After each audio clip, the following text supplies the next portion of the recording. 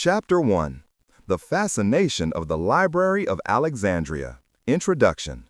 Hardly any other place in antiquity exerts such a fascination as the legendary Library of Alexandria. It is considered the symbol par excellence of humanity's striving for knowledge, a monument to intellectual greatness, and at the same time a tragic memorial to the loss of culture. When we talk about it today, we often move in the field of tension between history and myth, between established facts and legends that have been passed on over centuries. The idea that the halls of Alexandria once housed hundreds of thousands of scrolls, encompassing all the knowledge of the world at the time, has inspired generations of historians, poets, and philosophers. It was more than just a collection of books, it was a project of global dimensions, a kind of knowledge machine of antiquity. The claim was nothing less than to preserve the entirety of the human spirit, to order it, and to make it fruitful for the future. The library was created at a time when the world was in a state of upheaval. After the conquests of Alexander the Great, Greek culture spread far beyond its previous borders. In Egypt, the Ptolemaic Empire emerged, a melting pot society in which Greek, Egyptian, Persian, Jewish, and other traditions met. Alexandria, the new capital, was a metropolis of tremendous charisma, and the library was to be its centerpiece. From the very beginning, this project had an aura of specialness. While other libraries of antiquity were often more private collections or archives for religious and administrative purposes, Alexandria saw itself as a universal collection. The aim was to collect texts not only from Greece, but from all known cultures, from Mesopotamia, Egypt, India, Persia, and perhaps even from China. The dream was nothing less than to unite the knowledge of all mankind under one roof. The names associated with the library add to its fascination. We hear about scholars like Eratosthenes, who calculated the circumference of the earth with astonishing accuracy, about Archimedes, whose mathematical findings lasted for thousands of years, about Herophilos, a pioneer of anatomy, or about Callimachus, who created the first comprehensive library catalog in world history with his Penakes. The library was thus not only a place of collecting, but also of research and creation. But just as much as its size is its downfall. The loss of the library is considered one of the greatest catastrophes in cultural history. Whether by the fire of Caesar's troops, by the turmoil of the 3rd century, by Christian zeal, or by the Arab conquest, the stories of the destruction are manifold, and yet much remains in the dark. The only thing that is certain is that an invaluable treasure trove of knowledge has been lost, and it is precisely this loss that has elevated the library to the rank of a legend. The memory of Alexandria has become a symbol of the fragility of knowledge, of the dependence of culture on material conditions, and of the constant threat of war, fanaticism, or simply indifference.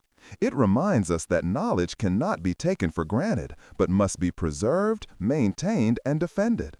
At the same time, the library continues to inspire today. With the Bibliotheca Alexandrina, which opened in 2002, an attempt was made to revive the spirit of the ancient collection. A modern research center that uses digital media, international cooperation, and a huge book collection to translate the dream of universal knowledge into the present.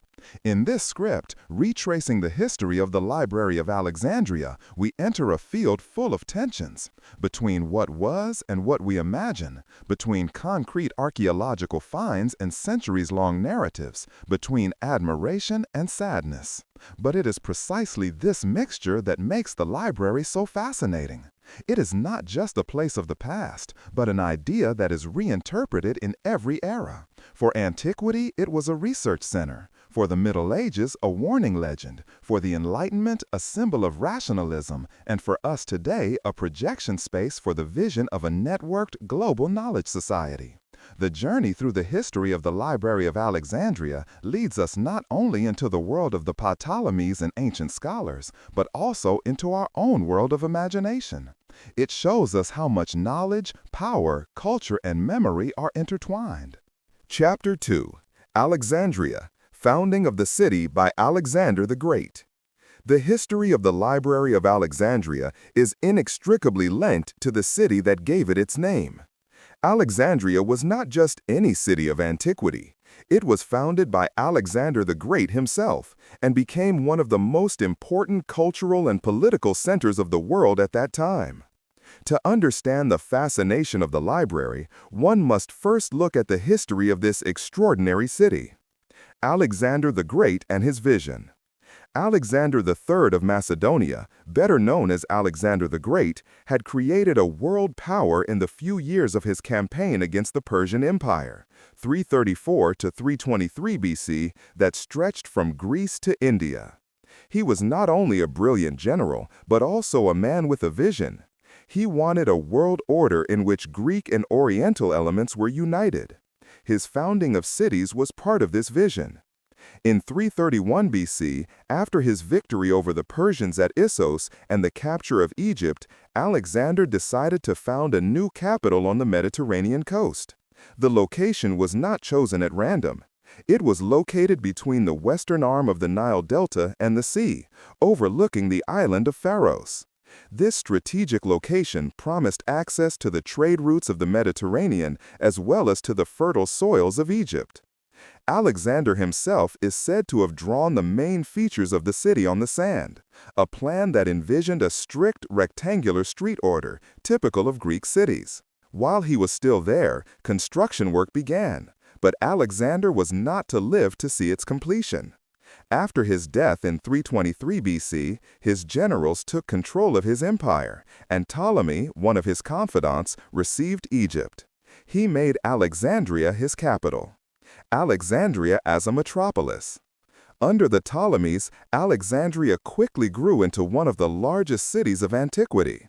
It became the center of administration, trade, and culture. Traders from Greece, Egypt, Syria, Persia, India, and even sub-Saharan Africa flocked here. This made the city a true melting pot metropolis. The port facilities were enormous and were among the most modern of the time. Ships from all known regions docked, bringing goods, people, and ideas. Over the centuries, Alexandria was to maintain a prominent position, not only because of its location, but also because of its economic wealth. Another miracle was the lighthouse on the island of Pharos, one of the 7 wonders of the ancient world. It not only served as a guide for ships, but also symbolized Alexandria's claim to be a beacon of civilization. In this atmosphere, it was only logical that the most important library of antiquity should also be built here. The cultural mission of the Ptolemies. The Ptolemaic dynasty was characterized by the claim to dominate Egypt not only politically, but also culturally. Ptolemy I Soter and his successors understood that knowledge meant power. At a time when scrolls were the only form of knowledge storage, the collection of texts could confer tremendous symbolic and practical power. So the Ptolemies began to invite scholars from all over the known world to Alexandria.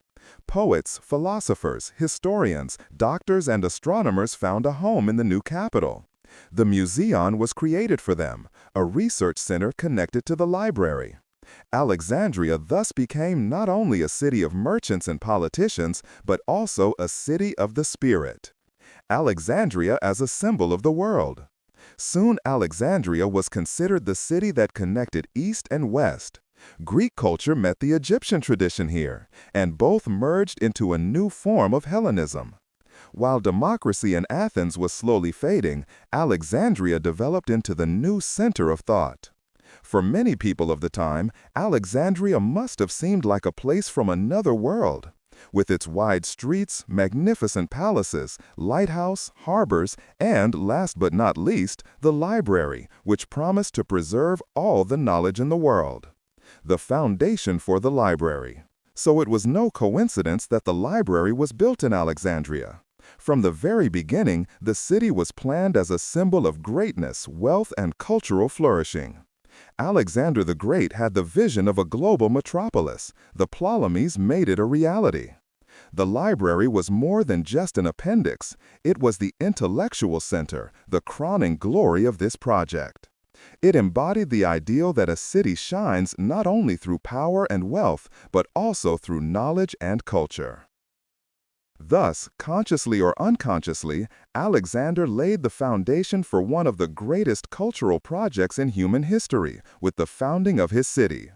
Alexandria was not only to be a capital city, it was to become the spiritual capital of the world. Chapter 3. The Ptolemaic Dynasty and the Origin of the Library. After the death of Alexander the Great in 323 BC, his vast empire broke into several parts. His generals, the so-called Diadochi, fought over the succession. One of them, Ptolemy, a close confidant of Alexander, took over Egypt. He founded the Ptolemaic dynasty, which was to rule over the country on the Nile for almost 300 years. From the very beginning, Alexandria was the center of their power, and it was in this center that the most famous library of antiquity was soon to be built. Ptolemy I, Soter, as he called himself, understood that rule was not based solely on military power. He knew that culture, religion, and knowledge played an equally important role in legitimizing authority. In a country like Egypt, which had a tradition dating back thousands of years, he had to base his rule on a foundation that went beyond mere conquest. So he presented himself as a pharaoh in the traditional sense, cultivated the old cults, and at the same time, he promoted the Greek culture that had come with him. The idea of a library that would collect all the knowledge of the world is often attributed to Ptolemy I. However, it was probably his son, Ptolemy II, Philadelphus, who brought the project to full bloom. Under his reign, the library became what it is described in the sources, a place where hundreds of thousands of scrolls from all regions of the then-known world were collected. The motivation behind it was manifold. On the one hand, the library was of course used for practical purposes. Historians, geographers, physicians, and poets could draw on a unique wealth of sources here. On the other hand, it was also an instrument of power. Those who had the knowledge had influence.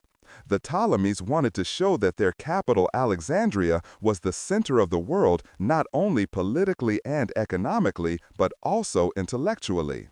The place where the library was established was the Museion, a complex that functioned as a temple, research center, and academy at the same time.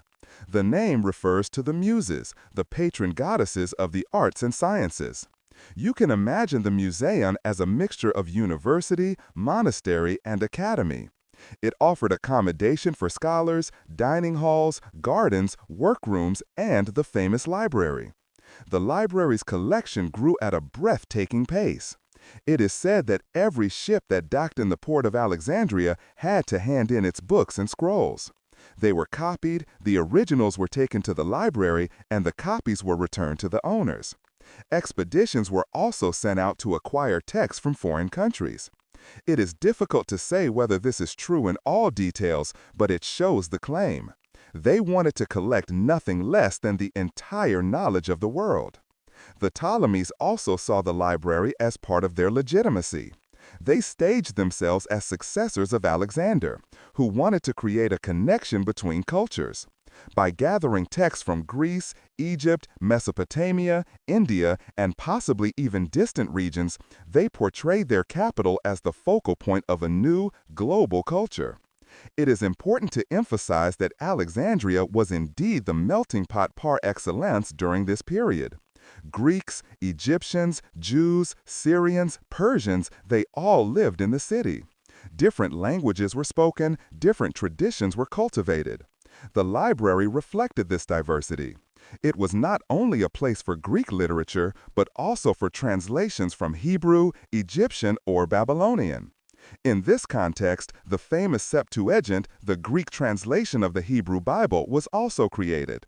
According to tradition, it was made in Alexandria, probably on behalf of the Ptolemies, in order to integrate the Jewish community into Hellenistic culture.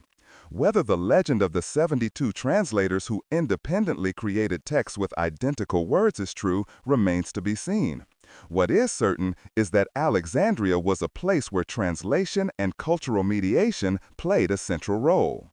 The Ptolemies invested large sums of money in the expansion of the library. They lured scholars with generous scholarships, offered accommodation and food, and created an atmosphere in which research could flourish. Names such as Eratosthenes, who calculated the circumference of the Earth with astonishing accuracy, or Callimachus, who compiled the world's first comprehensive library catalog, are inextricably linked with the library. In this way, the library became not only a collection of texts, but also a lively center of science. This is where ideas were exchanged, theories were developed, experiments were carried out. The Ptolemies had thus created something that had never existed before, a place where the knowledge of mankind was not only collected, but also systematically researched and further developed. The creation of the Library of Alexandria was therefore no coincidence. It was the result of a political strategy, a cultural vision, and a unique historical constellation. Without Alexander's conquests, without the Ptolemies' claim to power, and without Alexandria's location as a melting pot of cultures, this project would probably never have existed. But it was precisely this mixture that made the library possible, and laid the foundation for its legendary reputation, which continues to this day. Chapter 4. The Museon, Temple of Science. The Library of Alexandria was not intended as an isolated institution, but as part of a larger complex called the Museon.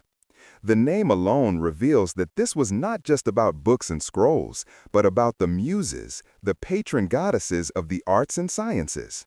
The Museon was thus much more than a library. It was a temple of knowledge, a research center, an academy, a place where the lives of the scholars themselves became part of the project. The Museon was created in the 3rd century BC, probably under Ptolemy I or II, and was deliberately created on the motto of the Greek philosophical schools. You can think of it as a kind of ancient university, but with a different self-image. It was not only a place of teaching, but above all of research and intellectual exchange. The scholars who worked here were tasked with collecting, arranging, testing, and expanding knowledge. The complex was part of the royal quarter of Alexandria. It is reported that it included gardens, foyers, dining halls, lodgings, and workrooms. Some ancient sources even compare it to a palace. However, the focus was on the library, which supplied the Museon with knowledge like a heart. So the Museon should not be thought of as a quiet archive, but as a place full of life. Scholars who discussed, copyists who copied texts, translators who translated foreign languages into Greek, doctors who tried out new methods. The Ptolemies made sure that the best minds in the world at that time came to Alexandria. They offered scholars scholarships, free accommodation and food, sometimes even a kind of civil servant status. The researchers lived in the Museon as if they were in a large community. They had time to devote themselves entirely to science without having to worry about their livelihood. In this respect, the Museon was unique, a place where knowledge was not pursued as a secondary activity, but as a main profession. The Museon was also a sacred place in its self-image. It was dedicated to a god, probably the Muses or Apollo. This shows how strongly the separation between religion and science was still interwoven in antiquity. Knowledge was not only a practical tool, but was considered a divine gift. Those who worked at the Museon did so not only as researchers, but also as a kind of priest in the service of truth. The structure of the Museon was probably strictly organized. We know of catalogs that systematically recorded the scrolls, of lectures that were held, and of rituals that regulated the coexistence of scholars. The most famous catalog was that of Callimachus, the so-called Panakes. This work reportedly comprised over 100 volumes and arranged the texts by author, theme, and genre, a tremendous achievement that basically represents the first scholarly library catalog in history. But the Museon was not only a place of order, but also of innovation.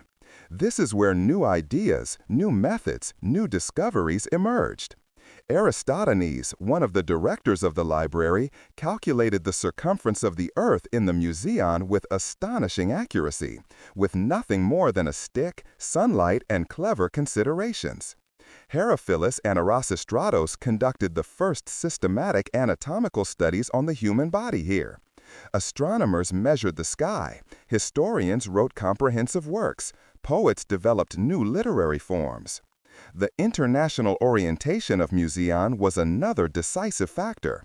Alexandria was a melting pot of cultures, and translations and comparisons took place in the Museion. Texts from Mesopotamia, India, Egypt, and Greece were collected here and translated into Greek. In this way, the knowledge of different civilizations was not only preserved, but also linked together.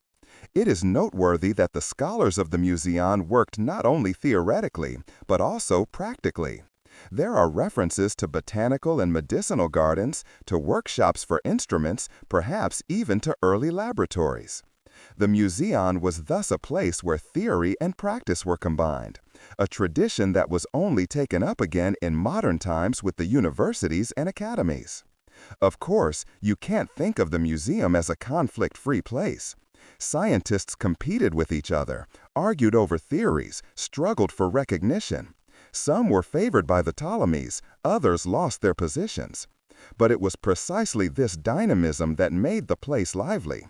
The diversity of voices and views has been a source of intellectual progress. In a way, the Museion was the first attempt in human history to create an institution that systematically organizes, promotes, and reproduces knowledge. It was not an archive in the modern sense, but a lively community dedicated to knowledge. The library was the memory, the museum the heart. Together, they formed the largest center of knowledge in antiquity. The fact that this project would later fall apart and eventually disappear only makes its importance even greater. The Museum of Alexandria was a unique moment, an experiment far ahead of its time. It shows how much the longing for knowledge is an integral part of human culture, and how precious the institutions are that preserve and promote this knowledge. Chapter 5. The Vision: Gathering All the Knowledge in the World. The Library of Alexandria was not just a large collection of books. Their claim went far beyond what was customary in antiquity. While other libraries mostly served religious or administrative purposes, temple archives, royal chanceries, or private collections, the Library of Alexandria was based on a revolutionary idea: the vision of bringing all of humanity's knowledge together in one place. This idea must have been downright overwhelming for the people of the time. The world seemed to them large, unmanageable, full of different peoples, languages, and traditions. But with the conquests of Alexander the Great, the awareness had grown that all these cultures could come into contact. Hellenism, that epic of the fusion of Greek and Oriental traditions, also gave rise to the idea that knowledge was universal, that it did not have to remain the property of one people or one language, but could be made accessible to all. The Ptolemies took up this idea and turned it into a political project. Its library was not only intended to preserve Greek literature, but also to contain texts from all regions of the known world at the time. Egyptian writings, Babylonian tablets, Persian chronicles, Indian doctrinal texts, and Jewish religious writings were collected. Everything that was written down somewhere was considered valuable. The methods used to achieve this goal were as ambitious as they were rigorous. It is said that in Alexandria, every ship that called at the port had to hand in its books and manuscripts. These were copied in the scriptorium of the library. The original went into the collection, while the copy was returned to the owners. Whether this practice was carried out in every case is difficult to prove, but it illustrates the determination of the Ptolemies to expand their collection in every possible way. In addition, envoys were sent to all parts of the known world to acquire texts. The anecdote is famous that the Ptolemies of Athens lent the official editions of the tragedies of Sophocles, Euripides, and Aeschylus, allegedly for a high deposit, but did not return them, but sent the copies and kept the originals in Alexandria. Whether this story is true or not, it shows what reputation the library already had in antiquity, that of an insatiable collector. The goal of preserving all the knowledge in the world was unique in its radical nature. It meant that knowledge was not only thought of locally, but globally. At a time when communication was tedious and travel was dangerous, the idea that texts from India, Mesopotamia, Egypt, and Greece could be brought together in a single place was a tremendous thought. Language also played a role in this. Greek had become the lingua franca of the Hellenistic world. By translating texts into Greek, they became accessible to a wide audience.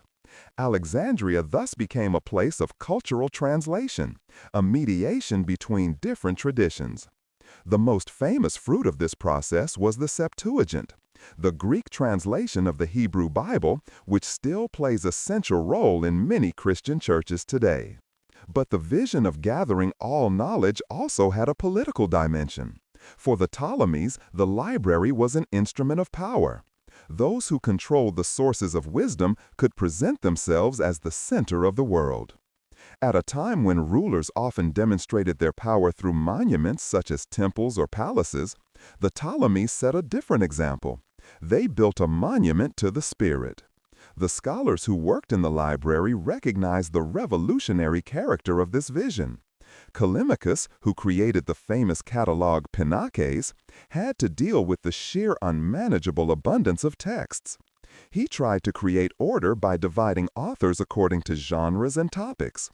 In doing so, he created not only a practical catalog, but a system that did justice to the idea of universality. Of course, the vision remained incomplete. It was simply impossible to actually collect all the knowledge in the world. Even the materiality of the scrolls set limits.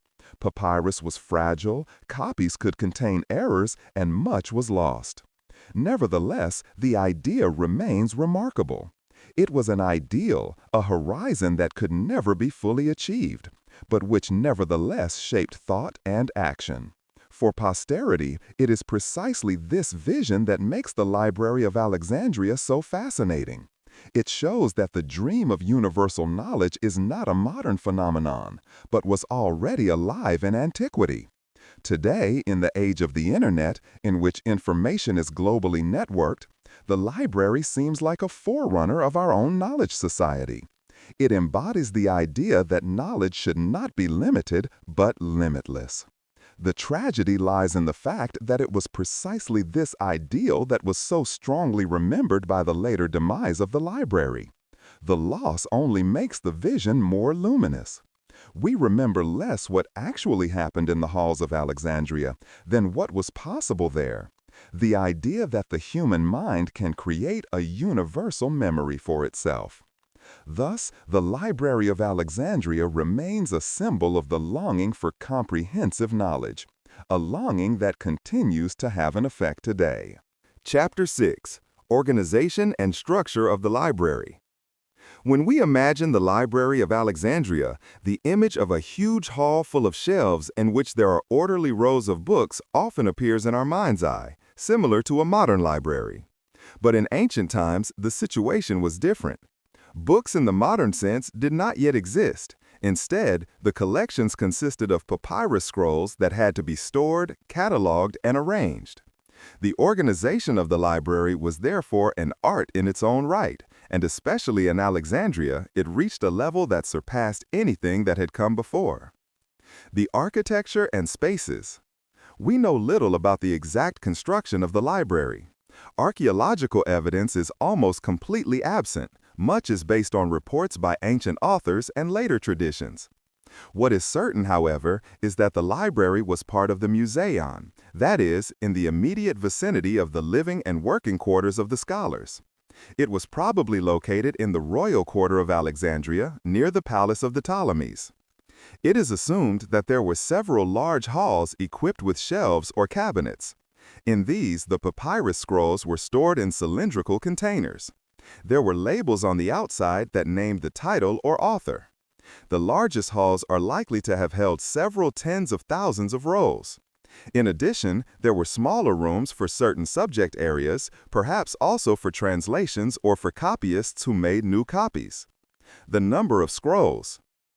The traditions about the size of the collection vary enormously. Some sources speak of 400,000, others of up to 700,000 scrolls. Even if these figures are difficult to verify, it becomes clear that it must have been by far the largest library of antiquity. By comparison, the Library of Pergamon, which was considered the most important rival, is said to have owned around 200,000 scrolls. Alexandria surpassed everything. It is also important to note that a scroll was not synonymous with a book in the modern sense. Many works included several rolls, and one roll could be shorter or longer. Nevertheless, the sheer quantity indicates that a large part of the knowledge of the time was indeed collected here. Literature, philosophy, natural sciences, medicine, history, geography, religion. The Catalogue of Callimachus. The greatest organizational achievement was undoubtedly the creation of a comprehensive catalog. This task was taken over by Callimachus of Cyrene, one of the most important poets and scholars of his time. He created the so-called Penniques, a work of supposedly 120 volumes that systematically recorded the library's holdings. The Penniques arranged the writings according to subject areas: poetry, prose, philosophy, medicine, natural sciences, history, geography, religion. Within these categories, the works were arranged alphabetically by author. In addition, biographical information about the authors was included, brief summaries of the contents of the works, as well as references to their quality and origin. Thus, Callimachus was not only the first great librarian in history, but also the founder of a discipline that we would know today as library science or information science. His catalog served not only as an overview, but also as a research instrument. It was he who made the enormous material usable in the first place. Administration and personnel. The library was a huge organism that could not have existed without a well-functioning administration. In addition to the scholars who worked with the content of the texts, there was a large staff of scribes, copyists, translators, and archivists. Their task was to create new scrolls, restore old ones, translate foreign language texts into Greek, and keep the collections in order. One can imagine that dozens, if not hundreds of hands were busy every day to preserve and increase knowledge. Each new text had to be checked, cataloged, and classified. Each roll had to be labeled and stored correctly to avoid damage from moisture, insects, or mishandling. The daughter library in the Serapeum. In addition to the main library in the museum, according to some sources, there was also a daughter library in the Serapeum, a temple dedicated to the god Serapis. This second collection probably served as a supplement, perhaps also as an outsourcing, to cope with the huge amount of texts. Some ancient authors report that around 40,000 scrolls were kept there. The Serapeum became a spiritual and intellectual center for the citizens of Alexandria, while the main library was more reserved for the scholars' scientific activities. The existence of two libraries shows how far-reaching the organization was in Alexandria, a network of knowledge within a single city. The role of the Ptolemies. The kings of the Ptolemaic dynasty played a decisive role in the organization and expansion of the library. They saw themselves not only as patrons, but also as guardians and possessors of knowledge. Some sources report that Ptolemy III even ordered that all books in Egypt be confiscated and brought to Alexandria to make copies. This approach may sound exaggerated, but it underlines the determination to move the project forward consistently. The library was thus also an expression of royal power. She showed that here, in Alexandria, lies the key to the spiritual heritage of humanity. The organization and construction of the Library of Alexandria was a masterpiece. They combined architectural generosity, meticulous order, international networking, and political support. Through the catalogs, the translations, and the constant expansion, the library grew into a unique center of knowledge. It was not simply a place where texts were stored. It was a well-thought-out system, a living organism that collected, preserved, and made available knowledge. Without this organization, the vision of a universal collection would never have endured. Chapter 7. Collection Methods: Acquiring Knowledge from Around the World. The Library of Alexandria was more than a repository of scrolls. It was a project with a universal claim, to bring together all of humanity's knowledge in one place. To achieve this goal, the Ptolemies and the scholars in the museum resorted to methods that were as ambitious as they were controversial. They combined diplomatic means, economic power, cultural persuasiveness, and, last but not least, coercion to continue to expand their collection. One of the most well-known practices was that every ship calling at the port of Alexandria had to hand in its books and scrolls. These were confiscated by the librarians, copied, and then returned to the owners. But the original remained in the library, while the copy was handed over to the owners. In this way, a wealth of texts from all parts of the world at that time accumulated in Alexandria within a short time.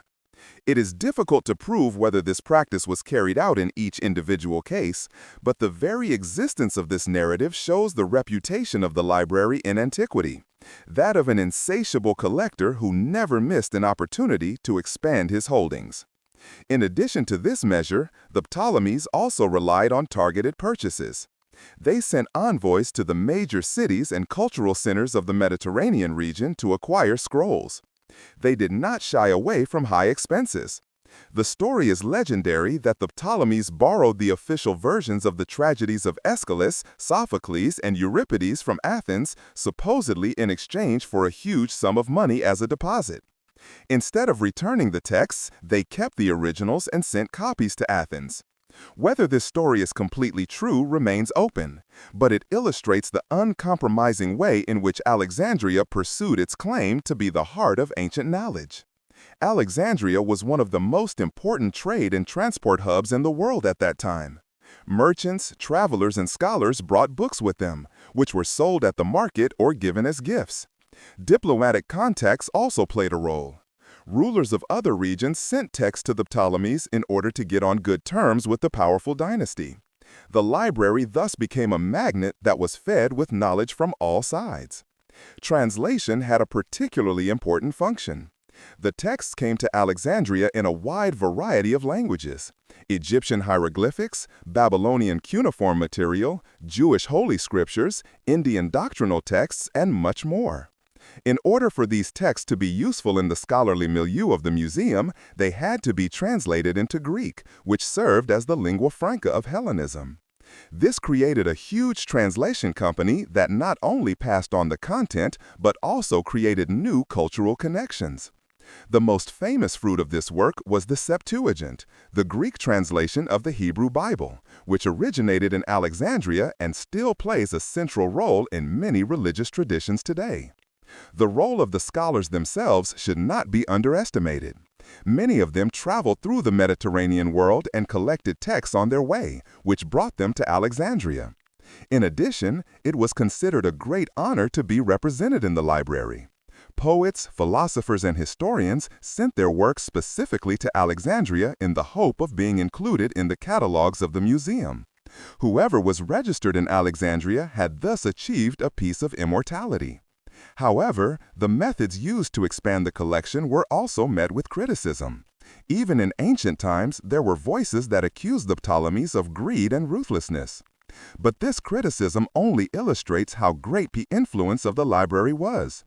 It was not passive, but active, seizing every opportunity to increase its populations. At a time when books were precious and rare, this was a radical step.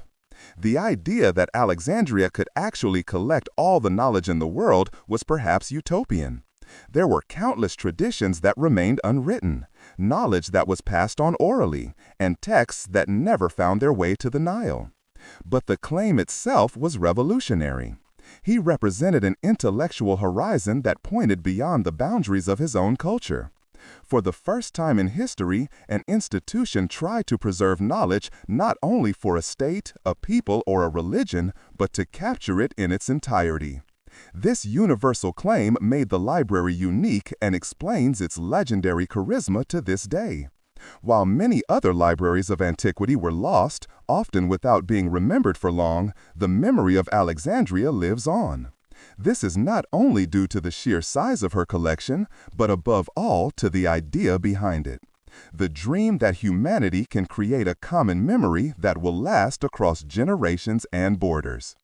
Thus, the Library of Alexandria became large not only because of its contents, but also because of the way it collected it. She was restless, insatiable, uncompromising.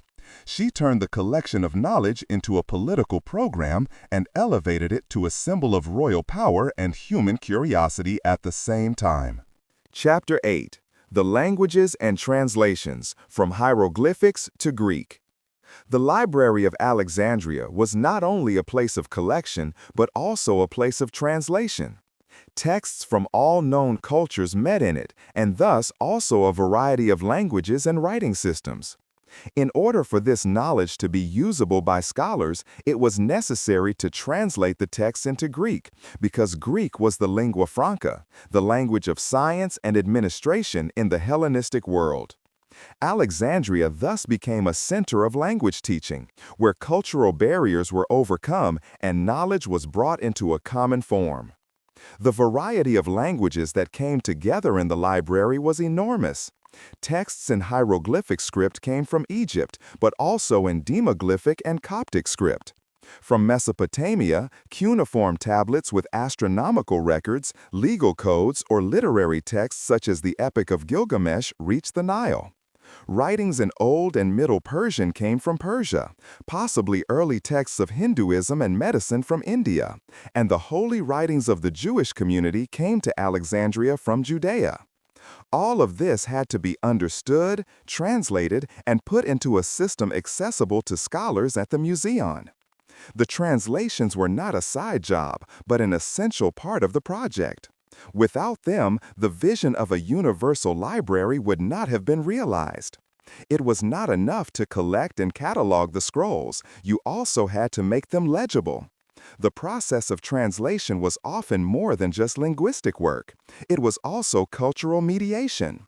The translators had to translate terms that were unknown in Greek culture, explain concepts that had arisen in a completely different worldview.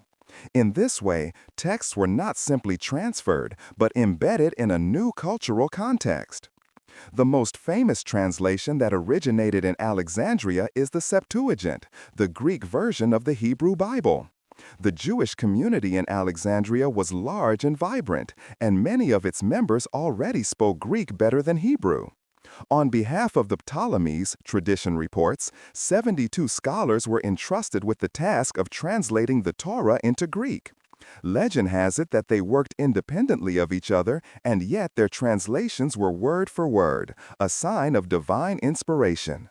Historically, this narrative is probably a myth, but it shows the importance attached to this translation. The Septuagint later became central to Christianity and shaped the understanding of the Bible in much of the world. But the Septuagint was only one example of many. In Alexandria, countless other texts were translated: medical writings from Egypt, astronomical records from Babylon, philosophical works from the East. Each translation was a bridge between cultures. Without this work, the knowledge of antiquity would have remained fragmentary, enclosed within the boundaries of individual languages. In Alexandria, translation also meant interpretation. Scholars had to make decisions about how to render certain words or concepts. Often there was no exact equivalent in Greek, so new terms were coined or existing ones expanded. This process led to Greek itself becoming richer, to absorb terms that came from foreign traditions.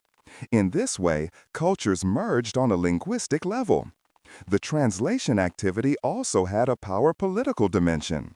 By translating the texts into the language of Hellenism, the Ptolemies made them part of their own cultural project.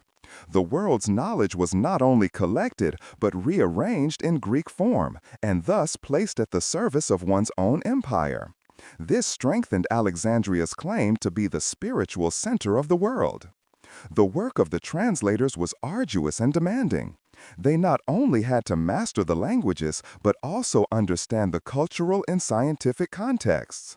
One can imagine that debates were held in the halls of the museum about how to transfer certain concepts, how to preserve the essence of the text without losing its strangeness. Such discussions were part of the scientific life that made Alexandria so vibrant. The importance of these translations for posterity can hardly be overestimated. Many texts that have survived only in Greek translation would have been lost forever without Alexandria. Thus, the Museon became not only a place of collecting, but also a place of rescue and mediation. It created a common foundation on which the sciences of antiquity could grow, and at the same time prepared the ground for the transmission of this knowledge to the Middle Ages and modern times. So, the Library of Alexandria was also a laboratory of language. It showed that knowledge is not bound to a language, but can be translated, shared, and disseminated. She embodied the idea that understanding between cultures is possible, an idea that is more relevant than ever in today's globalized world. Chapter 9. Famous Scholars: Euclid, Archimedes, Eratosthenes, and others. The Library of Alexandria was not only a place where knowledge was collected, but above all, a place where knowledge was newly created. It attracted the greatest scholars of their time, men who worked in a wide variety of disciplines and whose names are still part of the foundation of our scientific culture today. Many of them lived and researched in the museum, used the library's vast holdings, contributed to its expansion, and left behind works that lasted for thousands of years.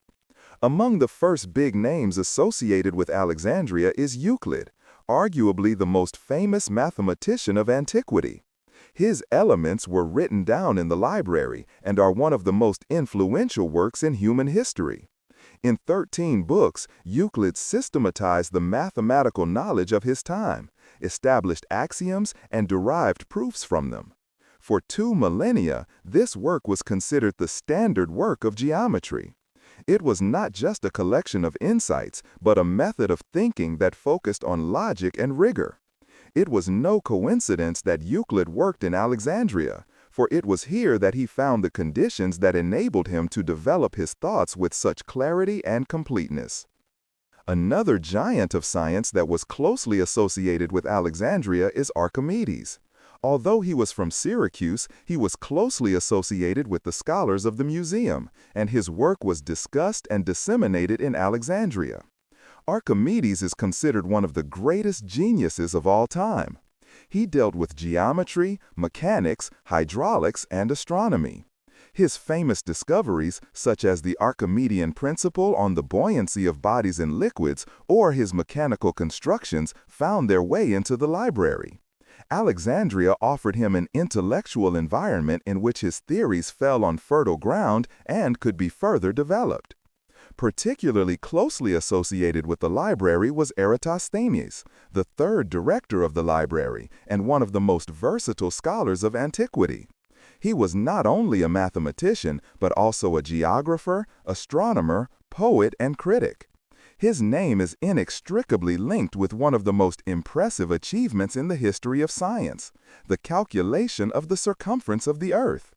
Using an amazingly simple method, comparing shadow lengths in Syene and Alexandria at the summer solstice, he arrived at a value that deviates only a few % from the actual extent. This achievement impressively shows how theory, observation, and methodological thinking work together in the library environment. But Eratosthenes did even more. He created a systematic geography, made maps, and tried to organize knowledge about the world. His work was a prime example of the spirit of Alexandria: universal, curious, methodical. In addition to these great names, there were numerous other scholars who made significant contributions in the shadow of the library. The physician Herophilus, for example, is considered one of the first to carry out systematic anatomical studies on the human body. He distinguished between veins and arteries, described the nervous system, and thus laid the foundations that would have an effect for a long time. His colleague Erasistratus complemented this work and developed early ideas about the function of the heart and blood circulation. Such investigations were only possible in a city like Alexandria, where the special combination of Greek science and Egyptian tradition also allowed unusual practices such as anatomical dissection. Poets and literary scholars also shaped the atmosphere of the museum. Callimachus, one of the leading poets of Hellenism, was famous not only for his poems, but also as the author of the library's vast catalog, the Panacus. He combined poetic creation with systematic order, thus creating an interface between literature and science.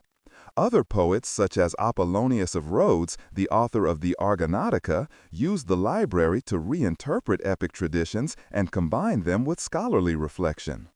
Astronomers such as Hipparchus or later Claudius Ptolemy also stood in the tradition of Alexandria.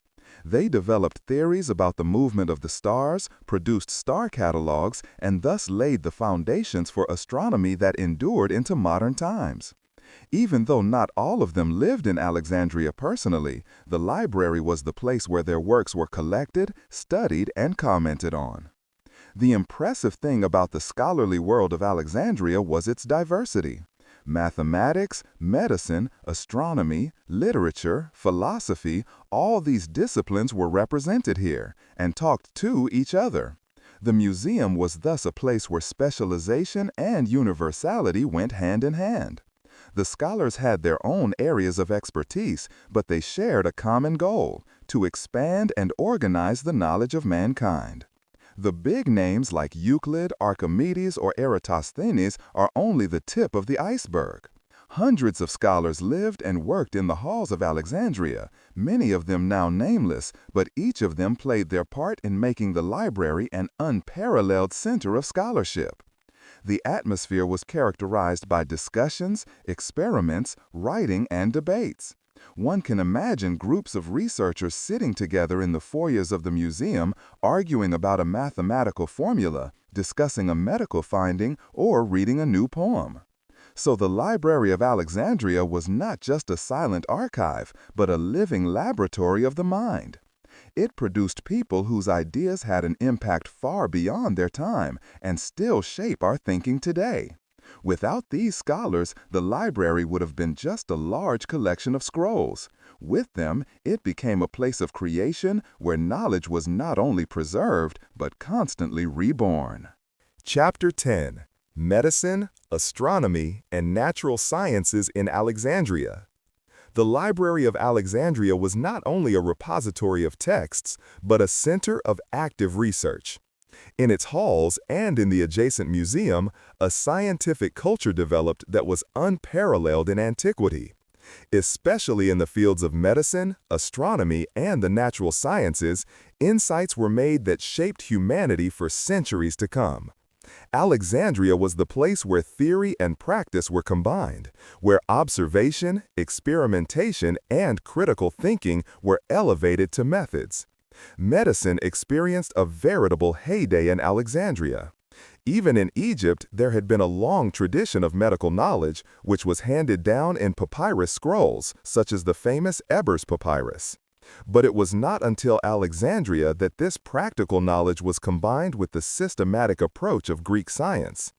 Doctors like Herophilus and Aristotle dared to take steps that were unthinkable elsewhere. They carried out anatomical studies on the human body. Herophilus is considered the first to describe the nervous system in detail and to identify the brain as the seat of thought, an idea that comes surprisingly close to modern neuroscience. He distinguished between veins and arteries, researched the eyes, the heart, and the digestive system.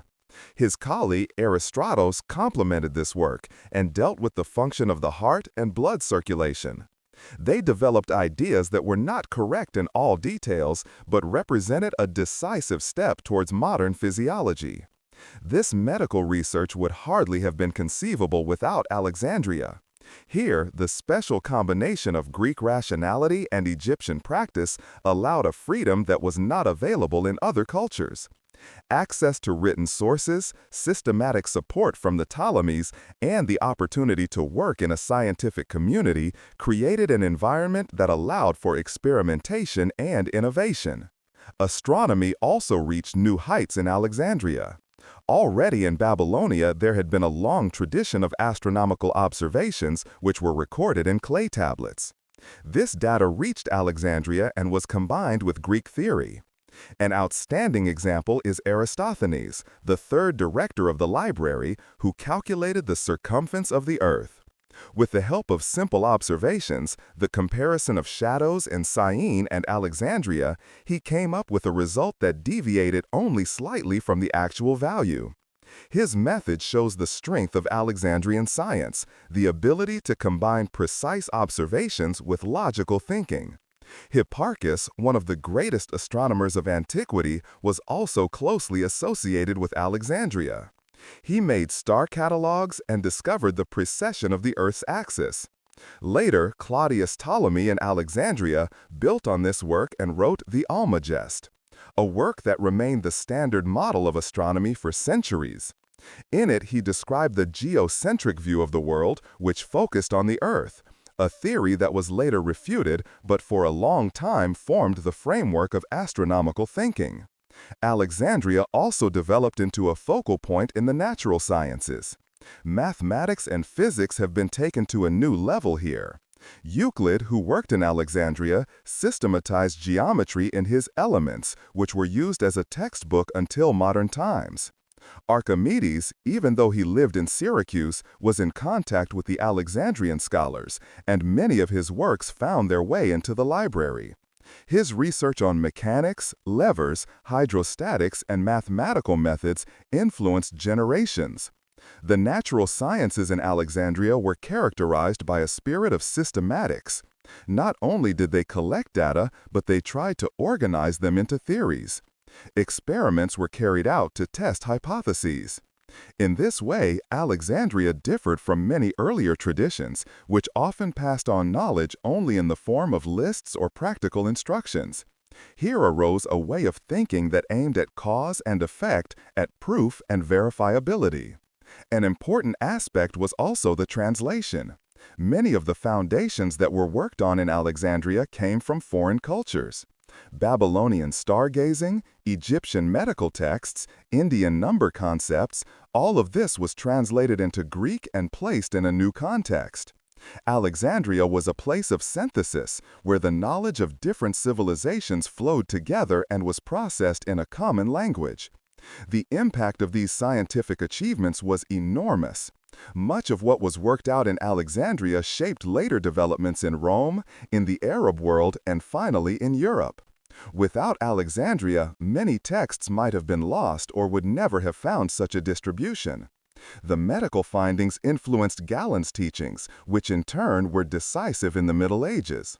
Ptolemy's astronomical theories determined the worldview for over 1,000 years. Euclid's mathematical works were the basis of European education until the 19th century. Thus, Alexandria was a place where the natural sciences in the modern sense were born. This is where the idea arose that knowledge must not only be handed down, but also checked and expanded. Here, observation was combined with theory, practice with philosophy. The library was not just a passive archive, but a living laboratory of thought. The tragedy lies in the fact that much of what was created there was later lost. But what remained is enough to recognize the size of this project. Alexandria was for medicine, astronomy, and the natural sciences what we would now call a center of research and innovation. It was a place where people had the courage not only to describe the world, but to understand it. Chapter 11: Literature, Poetry, and Historiography. The Library of Alexandria was not only a center of science in the strict sense, but also a haven of literature, poetry, and historiography. She collected not only medical, mathematical, or astronomical texts, but also works by the great poets of Greece, the Oriental narrative tradition, and early historians. In this way, a comprehensive cultural memory was created that preserved the literary roots of humanity and at the same time offered space for new creations. Alexandrian literature was characterized by the spirit of erudition.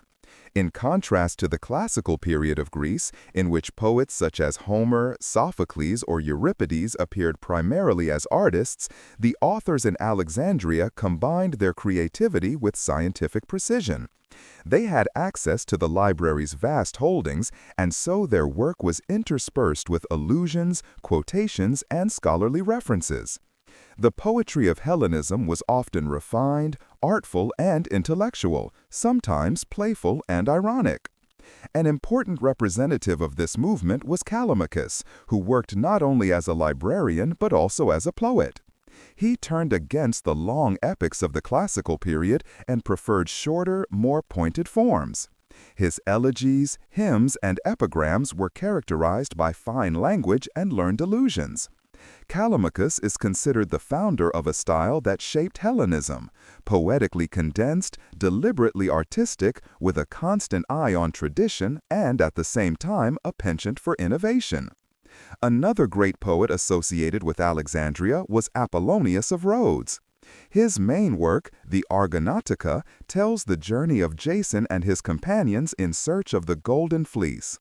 Unlike Homer's epics, Apollonius combines heroic narrative with psychological detail and scholarly detail. The Argonautica was written in Alexandria, perhaps even in the immediate vicinity of the library, and reflected the spirit of the city, a combination of epic tradition and scientific reflection. In addition to poetry, historiography played a central role. In Alexandria, the works of the great historians of the Greek world, Herodotus, Thucydides, and Xenophon, were brought together and combined with texts from Egypt, Mesopotamia, and other cultures. The result was a panorama of historical memory that went far beyond the borders of Greece. At the same time, historians themselves worked in Alexandria who tried to organize history systematically. Chronologies, genealogies, and geographical works were created, which served not only for entertainment but also for administration and political legitimation. The library made it possible to draw comparisons between different traditions.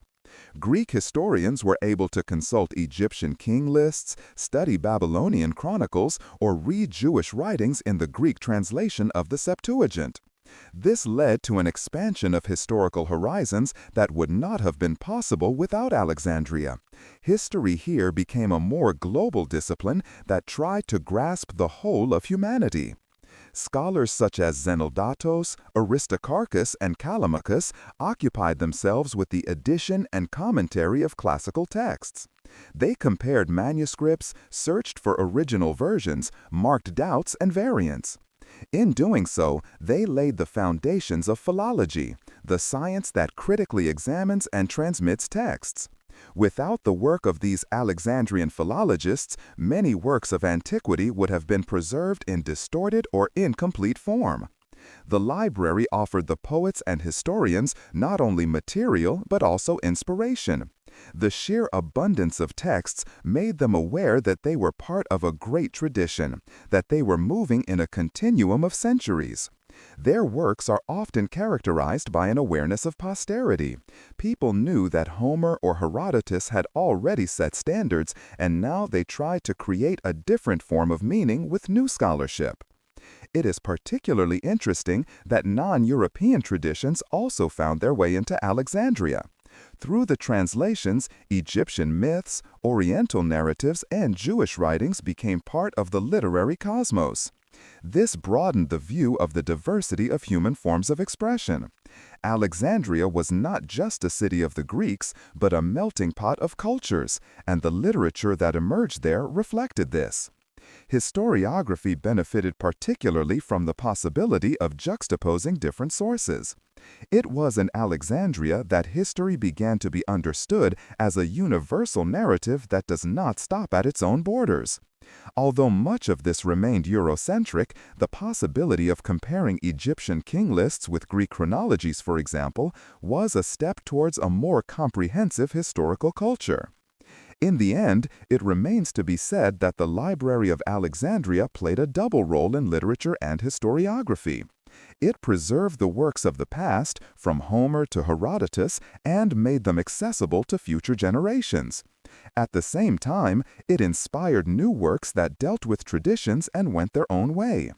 In Alexandria, a literature was created that was characterized not only by artistic ambition, but also by scientific curiosity.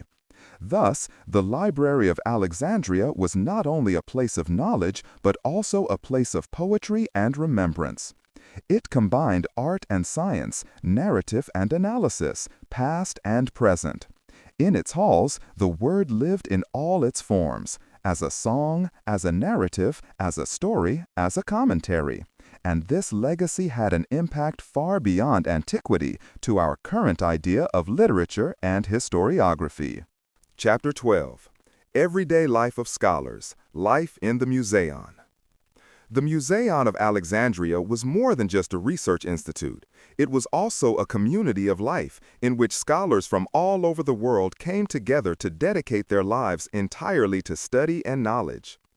Unlike in later times, when scientists mostly worked privately or on behalf of rulers and churches, the Museion offered an institutional framework that regulated the everyday life of scholars and opened up freedom for them.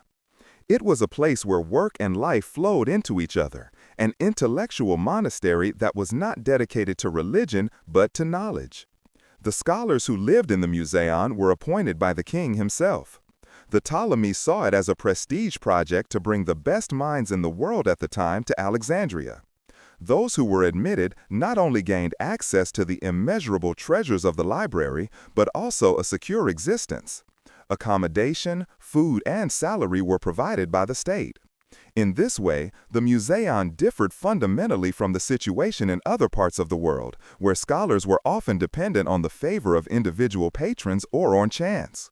Here in Alexandria, research was a profession, supported by an institution created specifically for this purpose.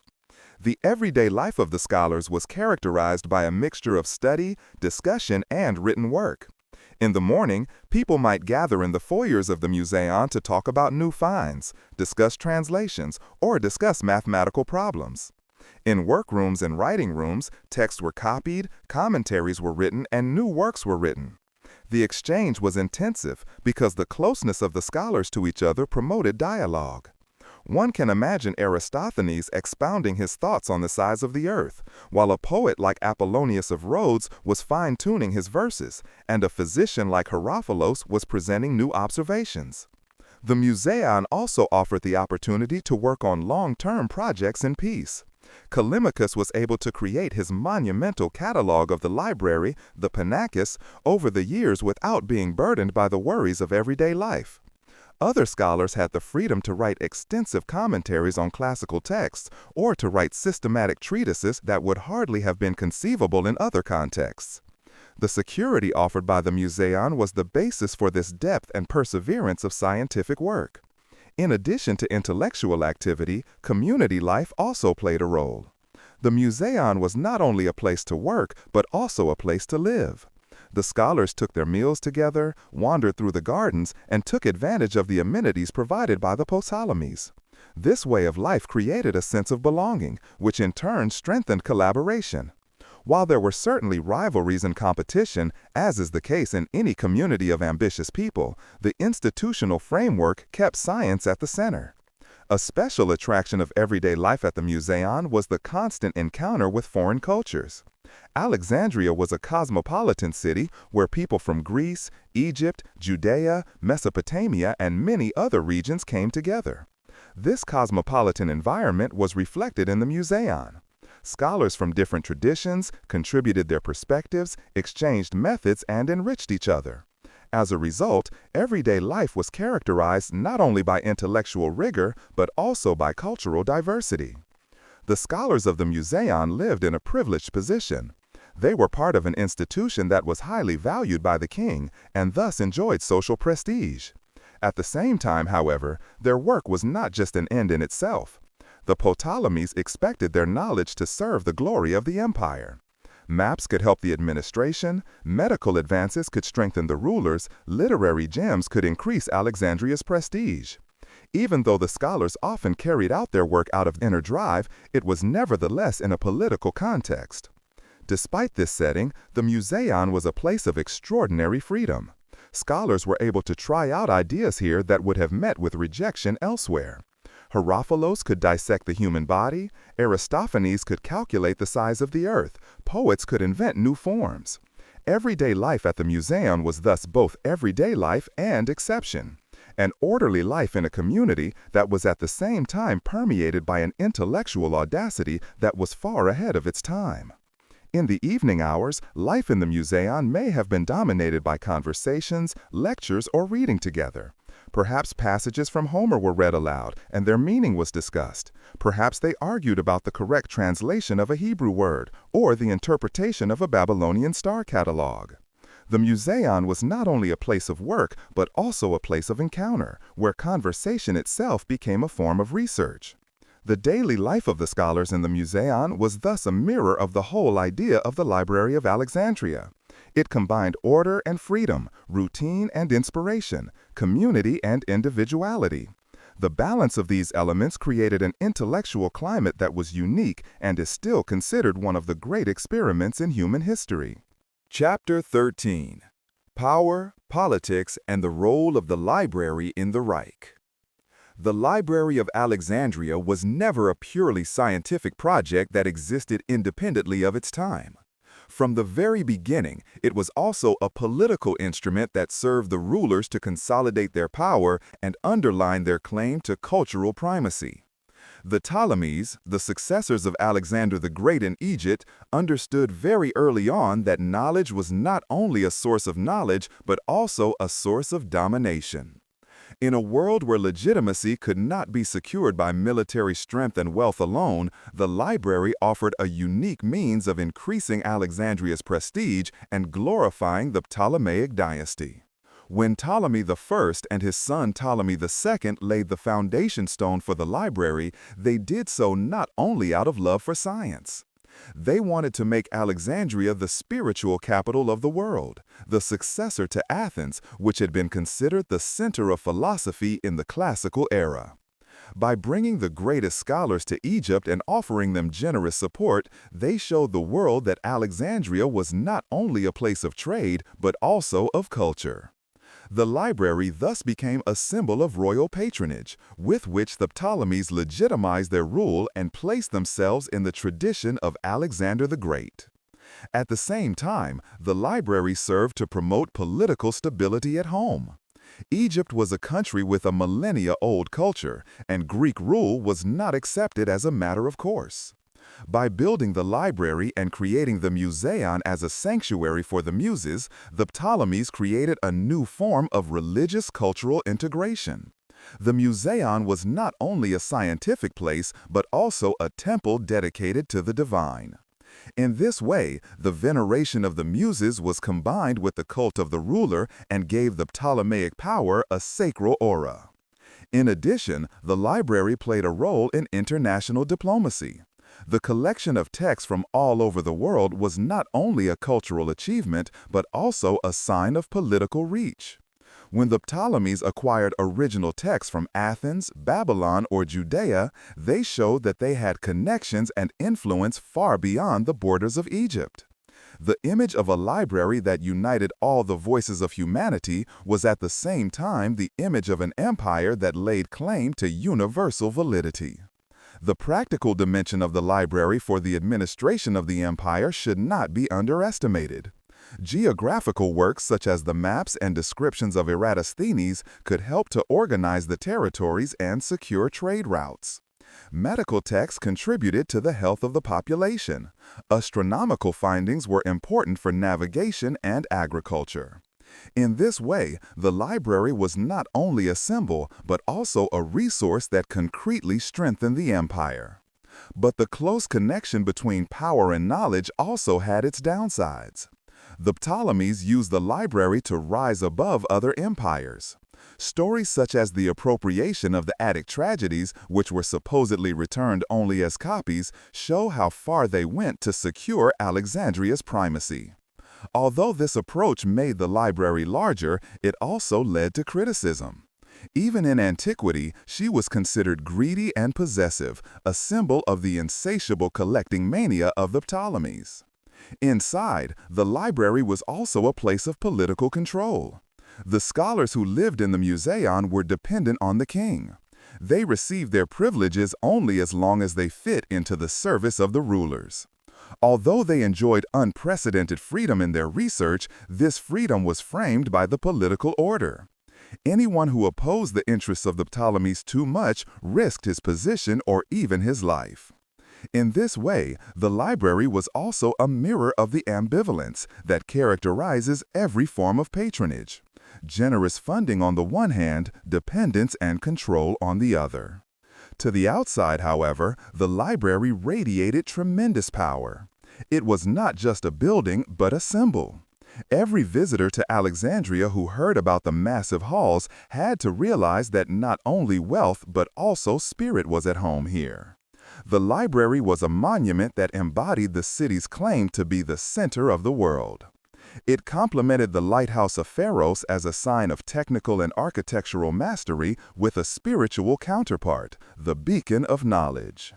The political importance of the library is also reflected in its later fate. Again and again, she was a victim in the conflicts over Alexandria. Whether in Caesar's battles against Cleopatra, in the conflicts under Aurelian, or in the upheavals of late antiquity, the library was part of the political game, a treasure that could be conquered or destroyed. This is precisely where it shows how closely it was linked to power. It was not a neutral archive, but a political symbol whose fate had to depend on the struggles of the rulers. This makes it clear that the Library of Alexandria was never just a scientific institution. From the very beginning, it was also an instrument of rule and a sign of power. In it, knowledge and politics, spirit and authority, ideal and strategy merged. This connection made them great but also vulnerable. Her story shows that knowledge does not exist in a vacuum, but is always anchored in the context of power and domination. Chapter 14. Relations with Other Cultures and Libraries.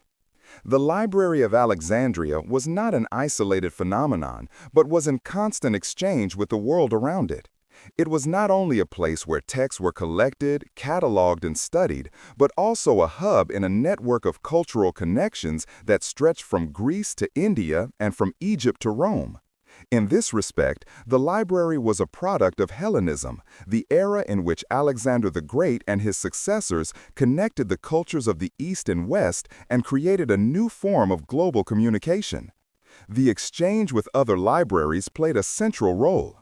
Even in ancient times, there were various places where knowledge was collected.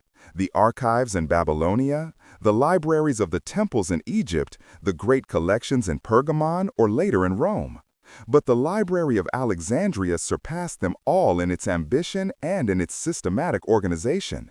It was both a partner and a competitor of these institutions. This is particularly evident in relation to the Pergamum Library. Pergamum, an up-and-coming Hellenistic metropolis in Asia Minor, built up a library in the 2nd century BC that was to rival Alexandria in size and importance.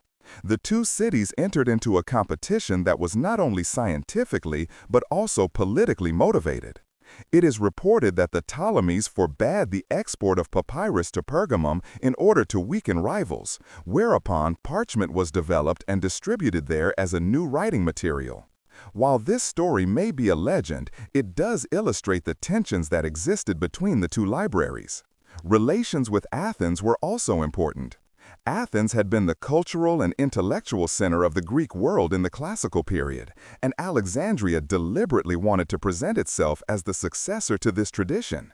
There is a famous story that the Ptolemies borrowed the original texts of the Attic tragedies only never to return them. Instead, Alexandria kept the originals and sent copies to Athens. Whether this narrative is true in all its details remains questionable, but it shows how much Alexandria tried to adopt and at the same time surpass Athens' cultural primacy. But the library's influence reached far beyond the Greek world. Astronomical tablets and mathematical texts came to the Nile from Babylonia, which were studied in Alexandria and translated into Greek. From Egypt itself, medical, religious, and administrative texts poured into the library, preserving the ancient knowledge of the time of the pharaohs. From Judea came the Hebrew Bible, which was translated into the famous Septuagint in Alexandria and thus found its way into Hellenistic culture. India may have provided early texts in mathematics and medicine, the ideas of which reached Alexandria via intermediate stations. Thus, the library was a melting pot in which the streams of knowledge of the entire known world at the time converged. The library also played a diplomatic role.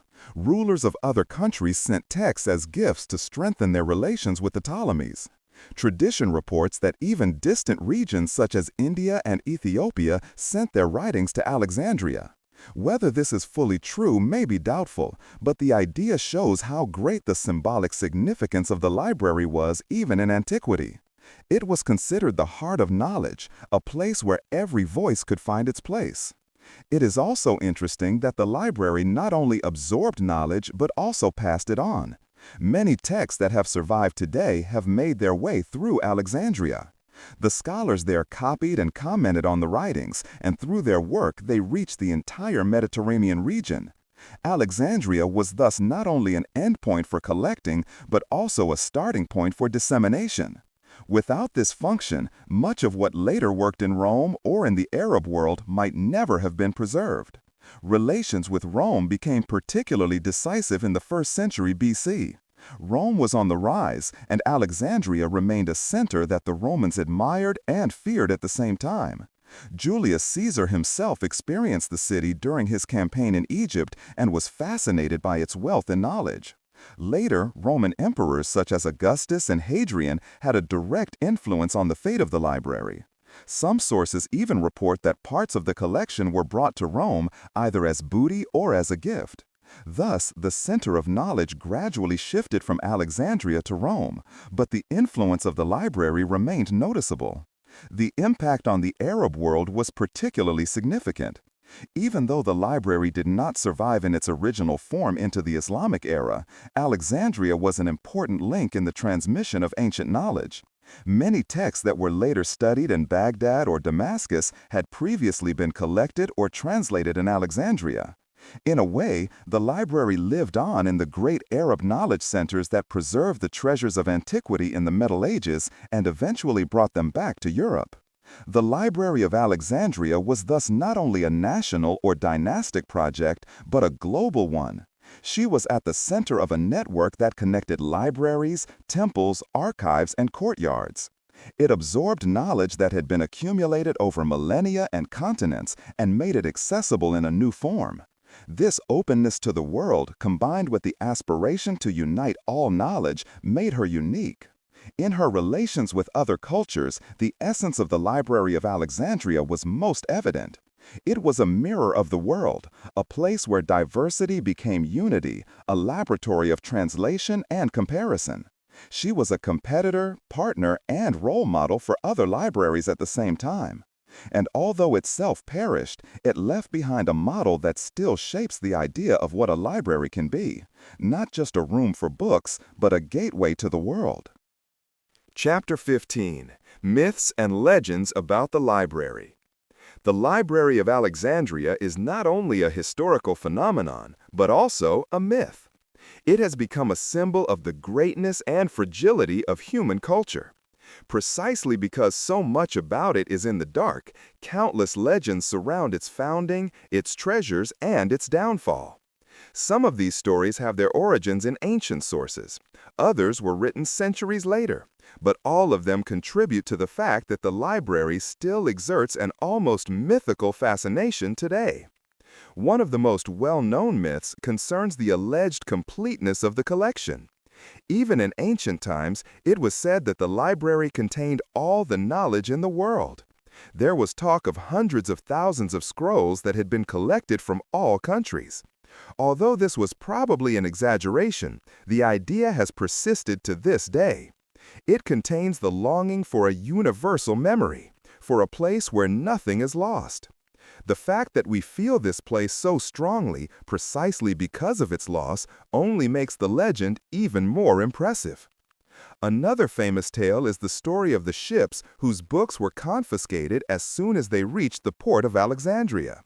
The originals, it is said, remained in the library while the owners only received copies back.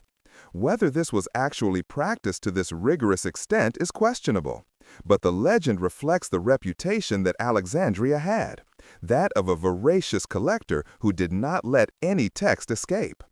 The legend of the library's demise is particularly fascinating. Many people still believe that Julius Caesar had the entire library burned down during the siege of Alexandria in 48 BC. Ancient sources do indeed report a fire that broke out during the battle in the harbor, but it is uncertain whether the entire library was destroyed. It is more likely that some of the holdings were lost, but that the library continued to exist in the following centuries.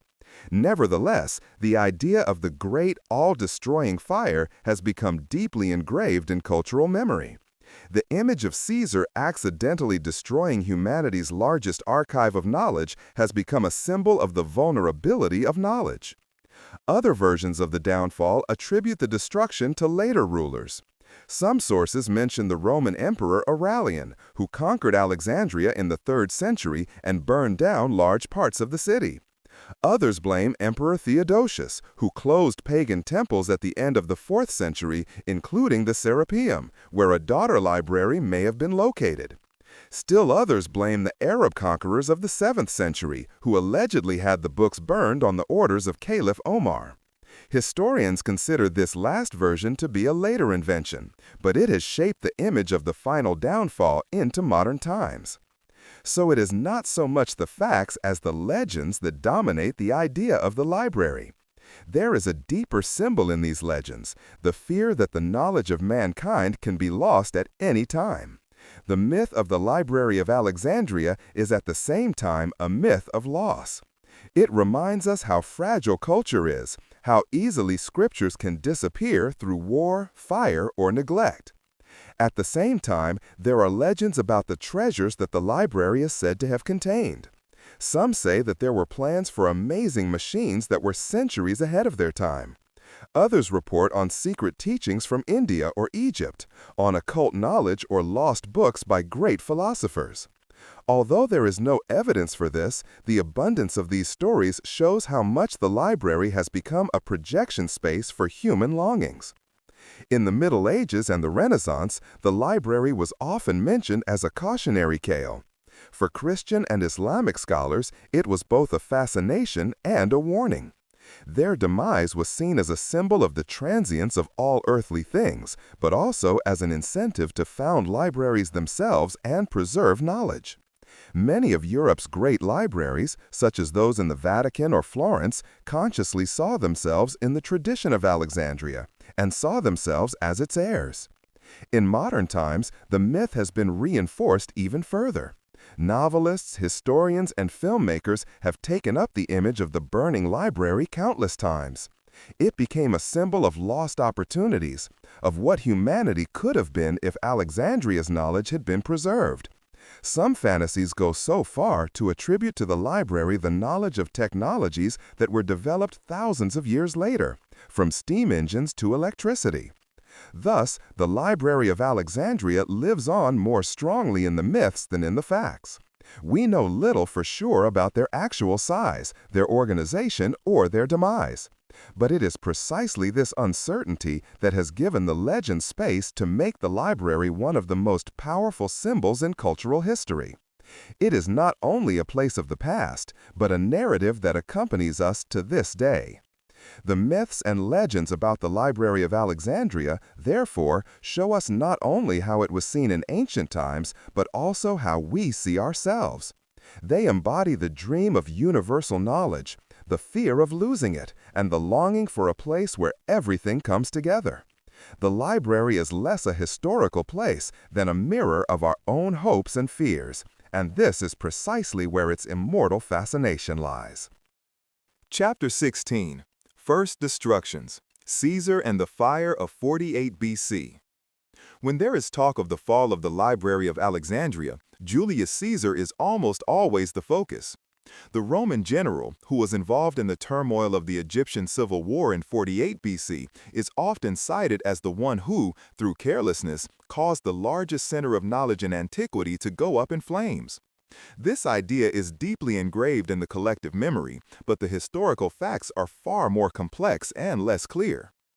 Caesar came to Egypt to intervene in the disputes over the throne between Cleopatra VII and her brother Ptolemy XIII. His intervention had political as well as personal reasons, because Cleopatra knew how to win Caesar's support. But the situation quickly escalated into a military conflict, in which Caesar and his troops were trapped in Alexandria. To secure his position, he had ships set on fire in the harbor that could be used by the enemy troops. This fire spread and spread to parts of the city. Ancient sources report that buildings and magazines were also destroyed in this fire. Plutarch and Suetonius mention that books stored in the port warehouses were also lost in the process. Some authors saw this as the beginning of the destruction of the Library of Alexandria. But whether the main library in the Museum was actually affected is still unclear today. It is more likely that a large number of scrolls in particular, which were intended for export or served as temporary storage, went up in flames. These losses were certainly painful, but they did not mean the complete end of the library. The idea of the great, all-devouring fire probably goes back to an exaggeration in later times. The thought that a single military incident could have wiped out all the knowledge of mankind had an enormous attraction for the imagination. Thus, the image of burning Alexandria became a symbol of the vulnerability of knowledge and the destructive power of war. It also corresponded to the character of Caesar, whom many saw as an ambitious general whose actions evoked both admiration and disgust. But on closer inspection, there is much to suggest that the library continued to exist after Caesar's time. Scholars such as Strabo, who visited Alexandria decades after the events, still mention the library. Reports of later directors and continued activity at the Museum also indicate that all was not lost. The fire of 48 BC was probably a heavy blow, but not a final downfall.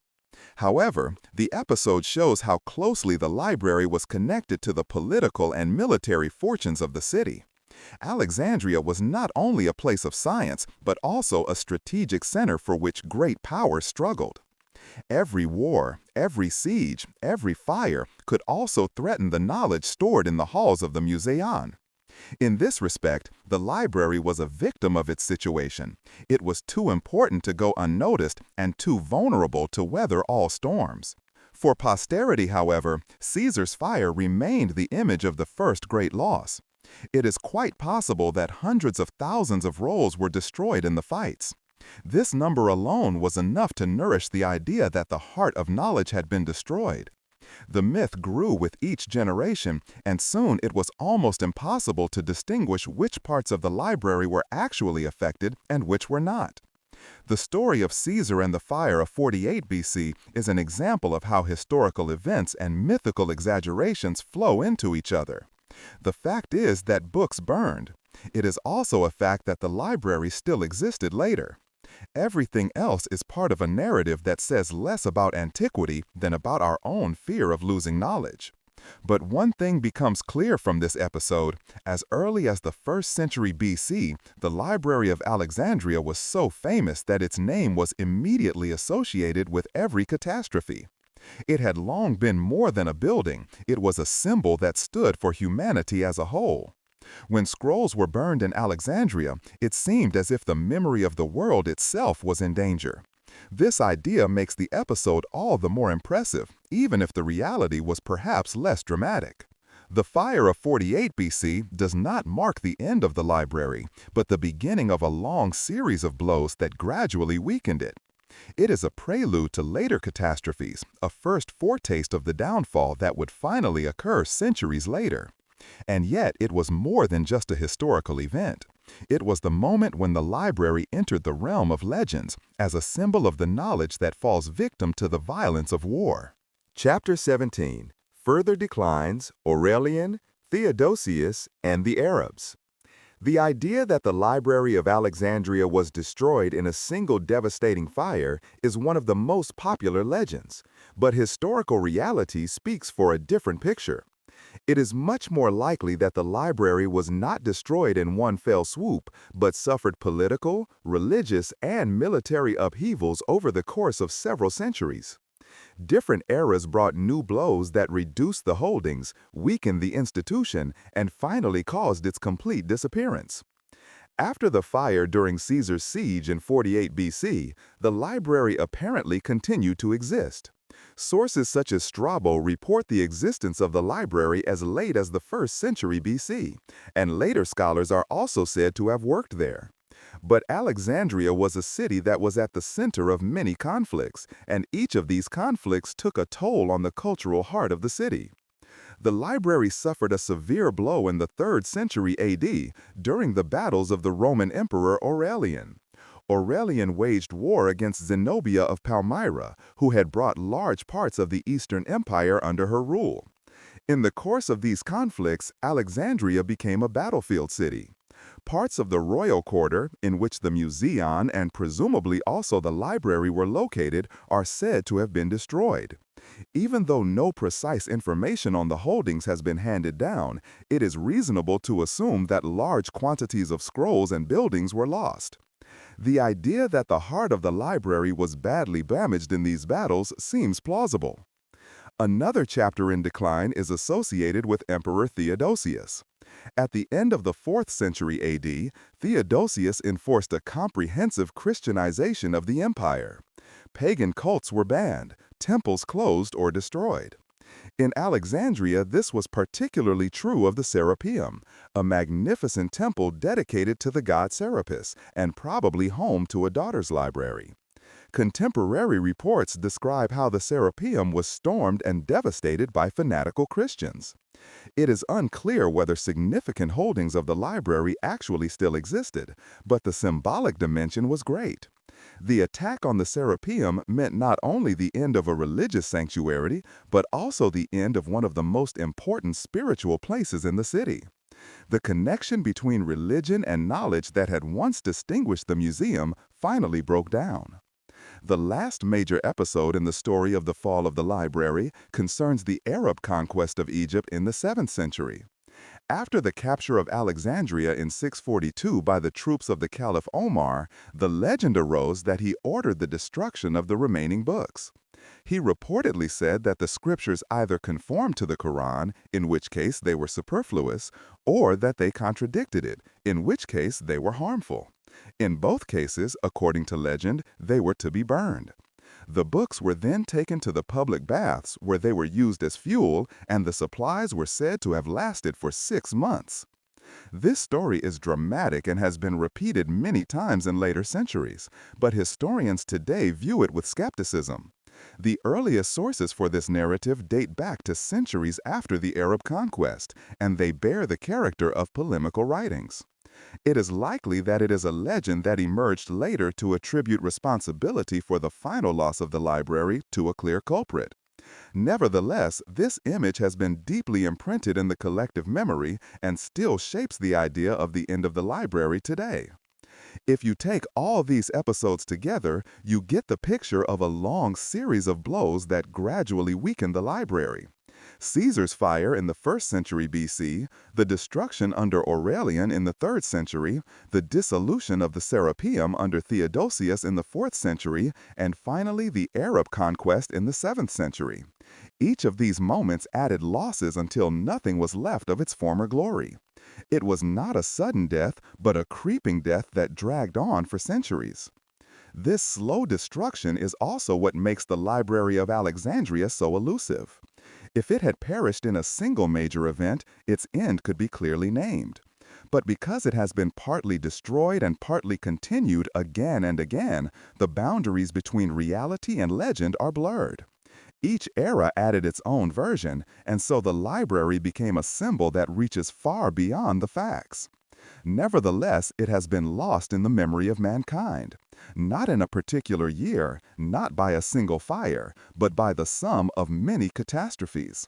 Their disappearance reflects the fragility of culture, which never depends on just one moment, but on many small losses that add up until finally nothing remains. This is precisely the tragedy of the Library of Alexandria. It was not lost in one fell swoop, but was extinguished piece by piece until its existence lived on only in the stories. Chapter 18. The Loss of Knowledge. What was really lost? Perhaps the greatest fascination that comes from the Library of Alexandria lies not in what we know about it, but in what we have lost. Their demise is not only a historical catastrophe, but also a symbol of all the knowledge that has slipped away from humanity. When we talk about the library, we don't just think of the rooms full of scrolls, but of the countless ideas, stories, and discoveries that were once deposited there and that have now disappeared irretrievably. We can only guess what exactly the library housed. Ancient sources report several 100,000 scrolls. Some speak of up to 700,000. Even if these figures may be exaggerated, it is certain that Alexandria had the largest collection of antiquity. It probably contained not only the classical works of Greek literature and philosophy, but also writings from Egypt, Mesopotamia, India, and other regions. Thus, the library was an archive of humanity that encompassed the entire horizon of the world at that time. Among the probably lost treasures were works by Greek tragedy writers, of which we only have fragments today. It is said that Aeschylus, Sophocles, and Euripides together wrote several hundred tragedies, of which only a fraction has survived. If we had the complete versions from Alexandria, our picture of Greek literature would be many times richer.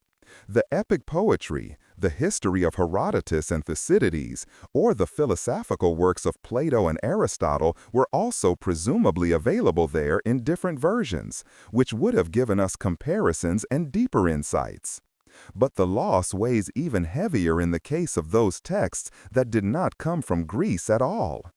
Astronomical observations could have been handed down from Mesopotamia that would have traced the history of astronomy back centuries. We might have received medical texts from Egypt that described lost healing methods. Early mathematical and philosophical writings from India may have been available that would have put the knowledge of antiquity in a more global light. Texts from Persia, Carthage, or Celtic regions are also conceivable, which would have given us a much broader understanding of the diversity of the world. A particularly painful loss concerns philosophy.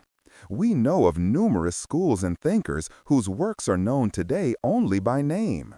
Many writings of the pre-Socratics have been preserved in fragments or through quotations from later authors. If the Library of Alexandria had preserved it, we would be able to understand the development of Greek thought much more clearly. Aristotle, of whom we have a large number of writings, probably left behind an even more extensive body of work, which has been lost to us over the centuries. Copies of these texts could have been in Alexandria, which would be priceless testimonies today. However, the loss does not only affect the content, but also the diversity of voices. Libraries preserve not only the works of the greats, but also those of lesser-known authors who are overshadowed by history. Folk tales, religious hymns, local chronicles, and everyday documents may have been collected in Alexandria. They would have given us an insight into the life and thinking of ordinary people that is often missing in the great literary works.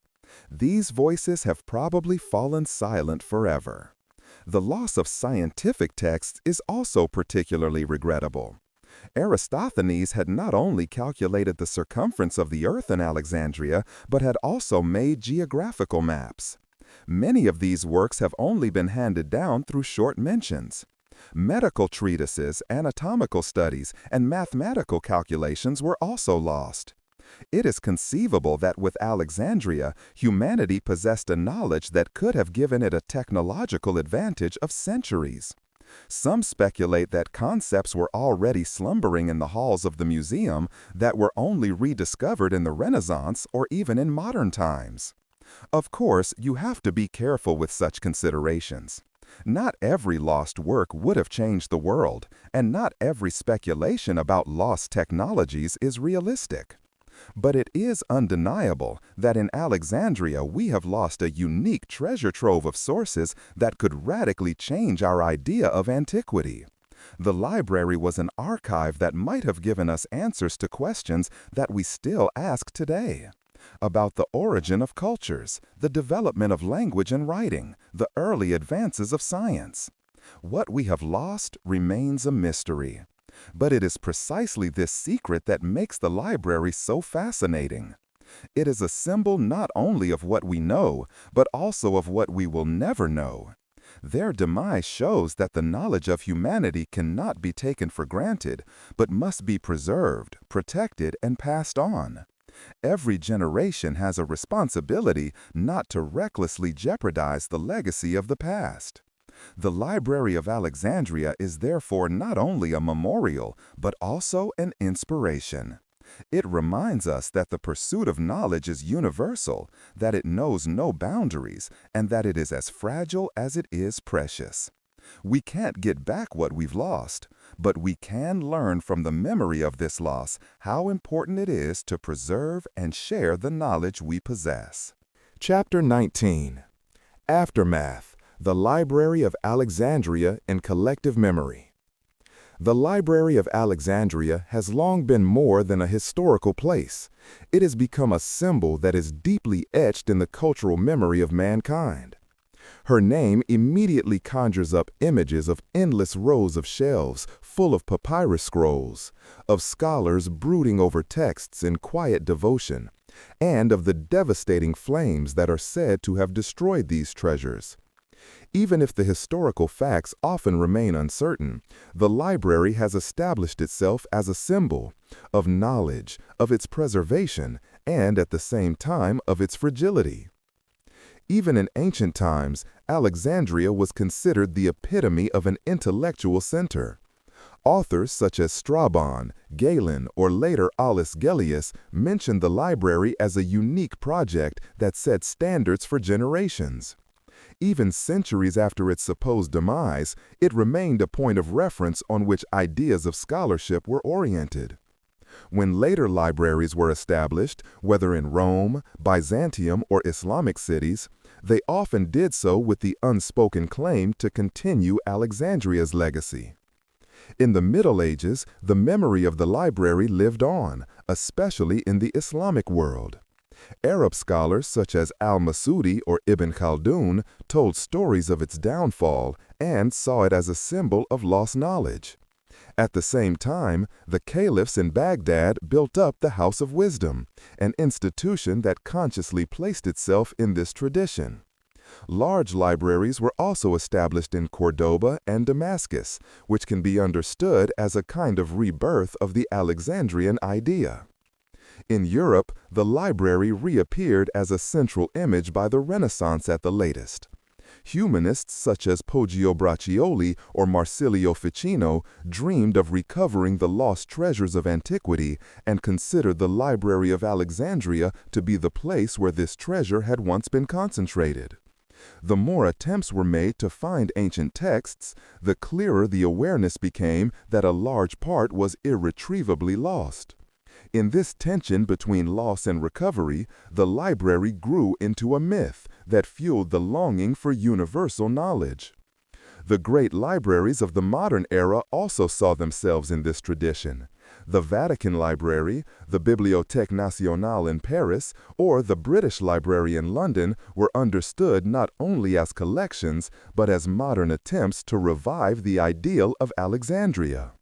The idea of uniting all knowledge in one place remained a dream pursued by generations of rulers and scholars. The fact that this goal always remained unattainable only made the fascination greater. In the collective memory, the Library of Alexandria is above all a memorial. Their demise symbolizes the loss that war, fanaticism, and negligence can cause. It reminds us that culture and science are not self-evident goods, but remain endangered at all times. This awareness has made the library an image that has an impact far beyond historical scholarship.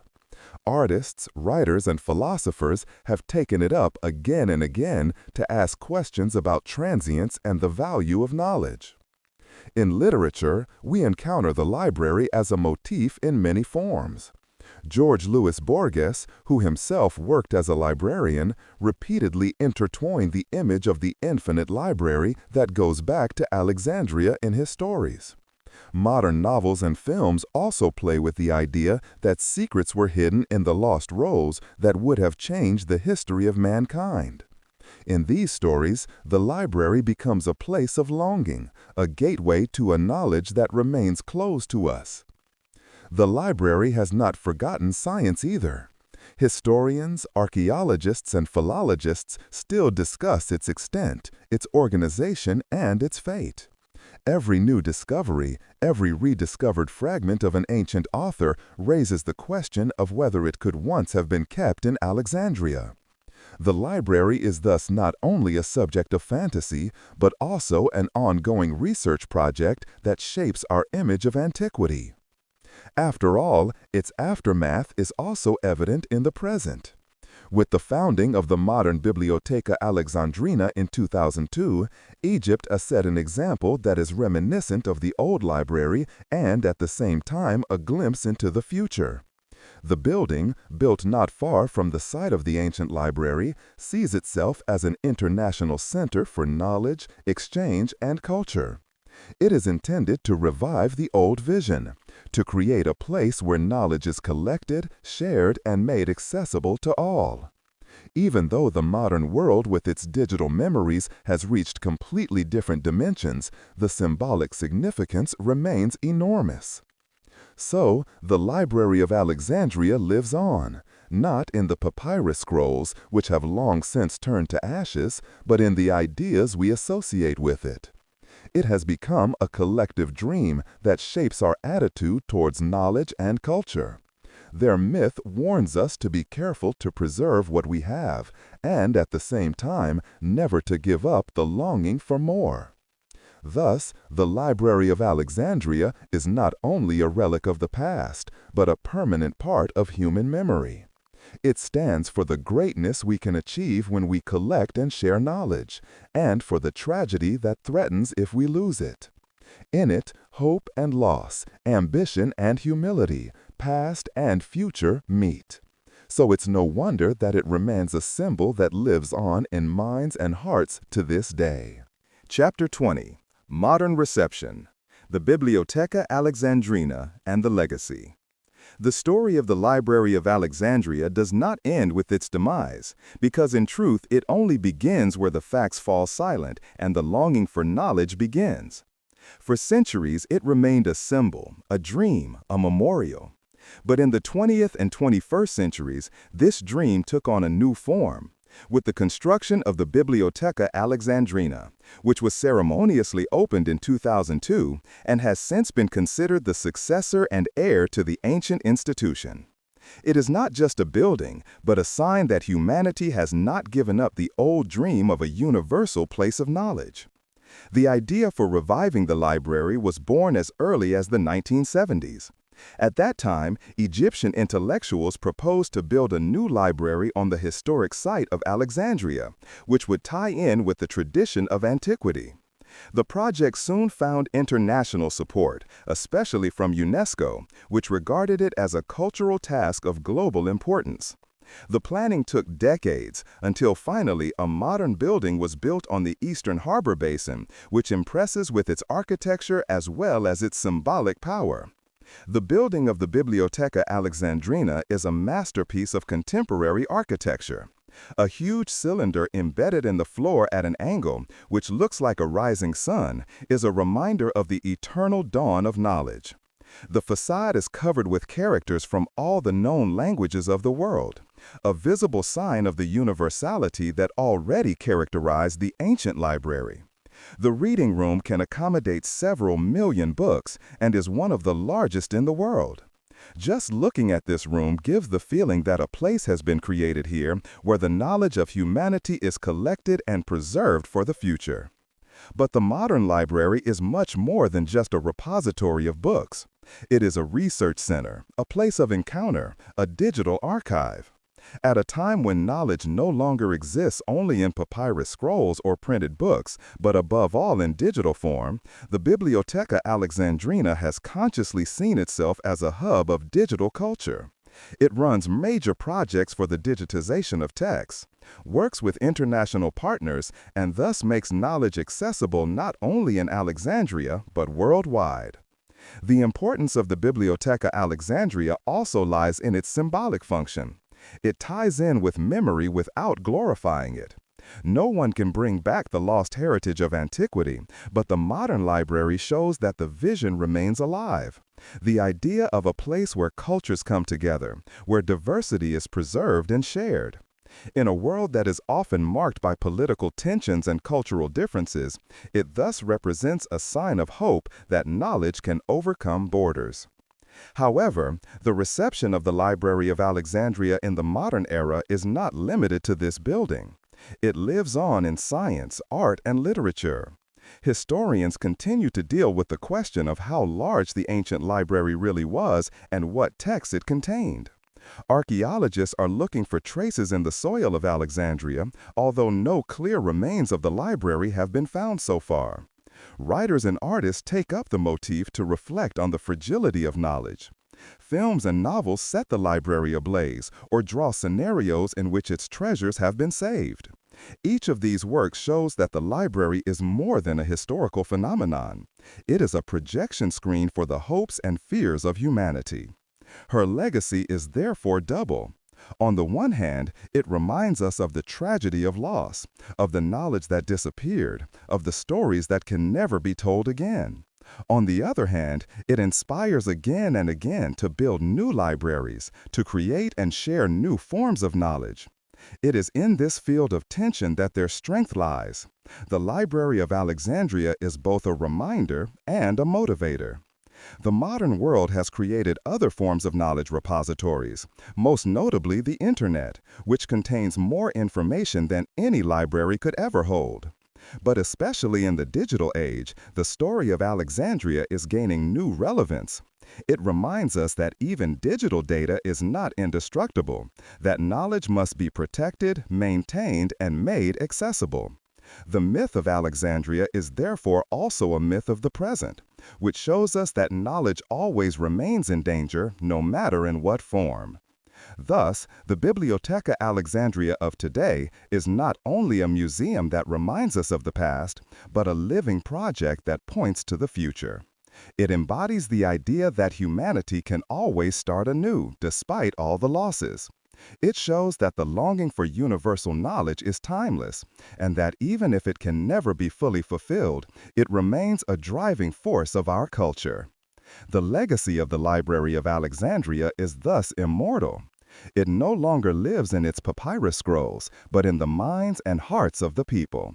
It has become an eternal symbol of the greatness of the human spirit, of the danger of its loss, and of the hope that knowledge will always bring us together.